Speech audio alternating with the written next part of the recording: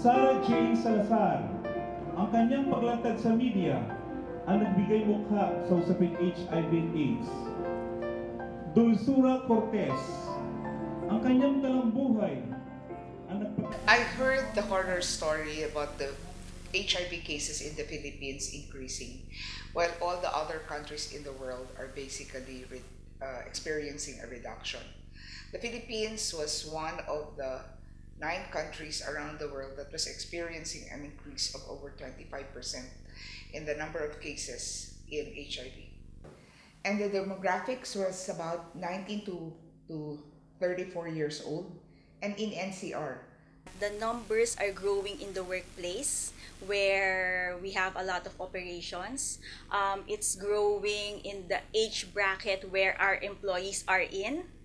We didn't want to further damage the business sector with the increases in HIV infection.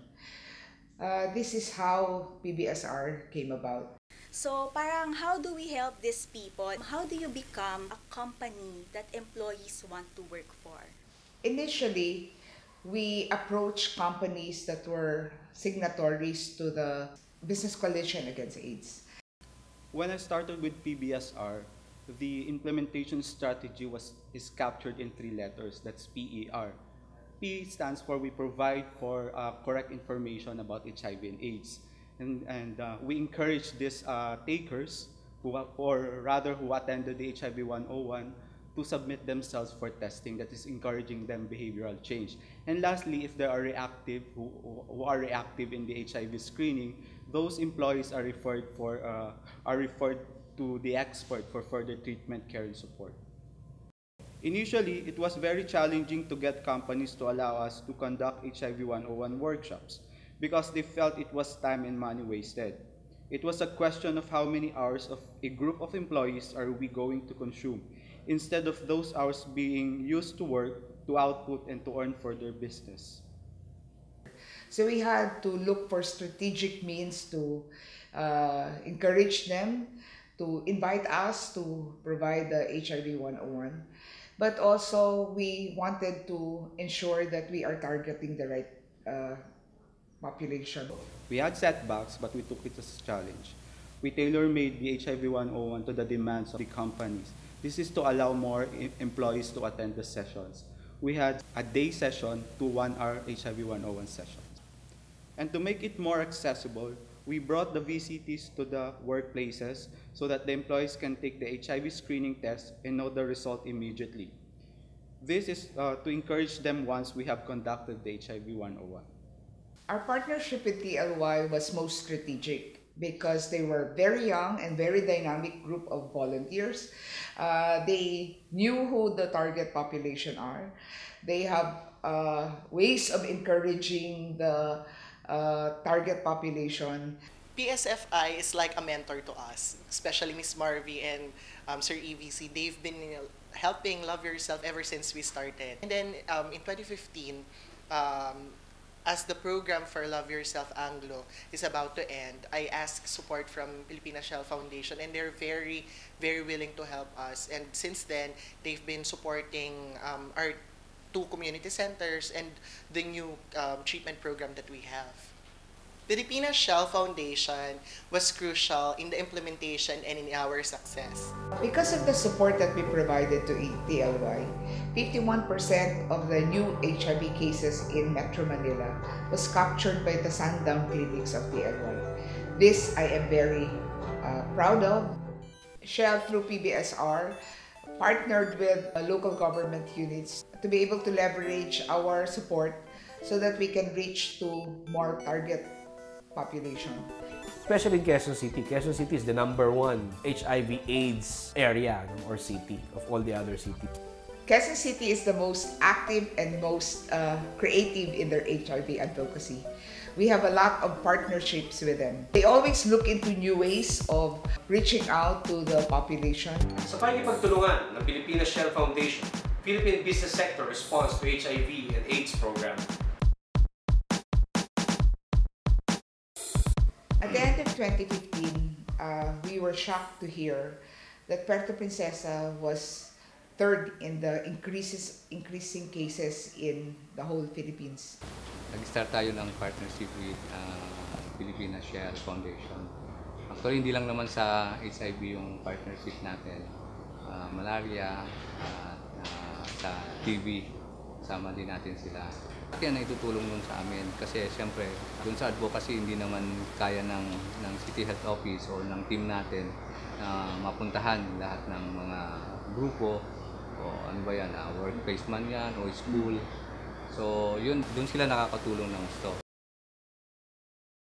Meron pong total of 91 cases na ang Puerto Princesa as of June 2016 from 1984 na nagsimula talaga ang HIV dito sa Philippines. Napakalaking impact po talaga yung ginawa ng Shell dito sa Puerto Princesa, lalo-lalo din sa Project H4 kasi kung wala yung Philippine Shell Foundation, siguro wala rin kami mga programs na ganito, wala kami community center, and siguro hanggang papel pa rin yung Project H4. We set up the Amustara Community Center with Project H4.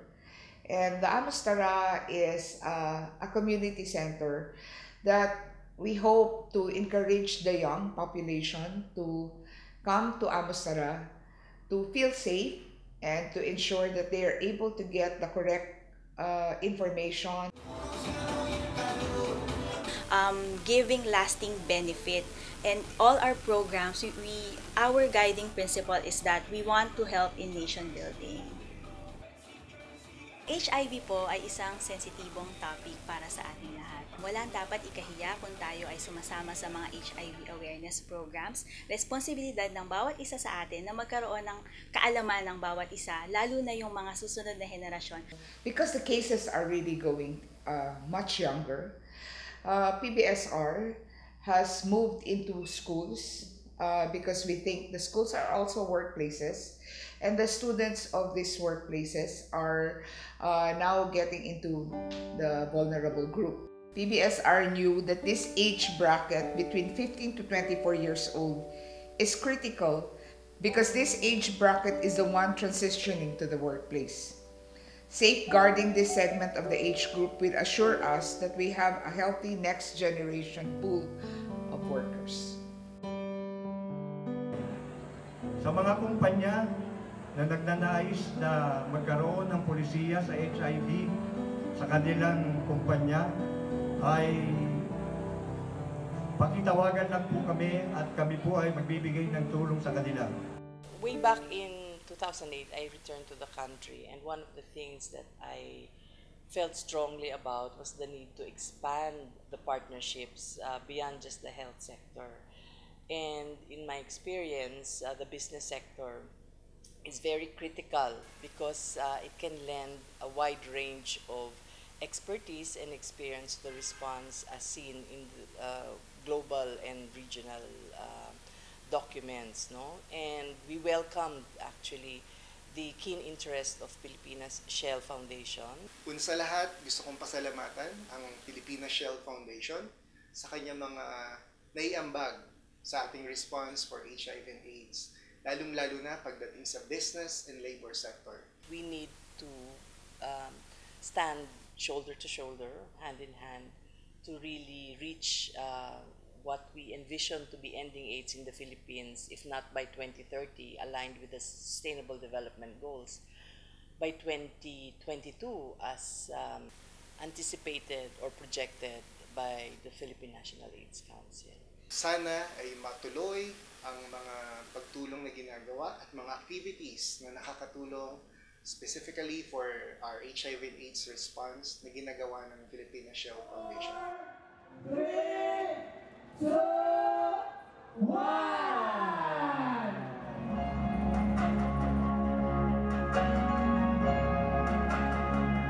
Our most important partners are the Department of Health, the UN AIDS, the ILO, because these are organizations that will keep us in touch with the new interventions, the new ways of handling things, the new goals in the global scenario.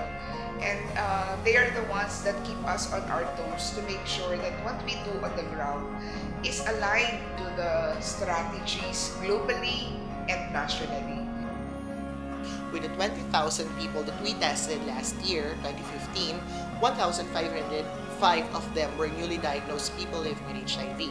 Compared to the reports of the Department of Health, we're actually catering to 56% of all the newly diagnosed people living with HIV here in Metro Manila and 20% in the whole Philippines.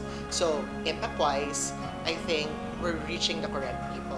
But we don't need to stop there. Instead, we need to scale up whatever we're doing to reach more people.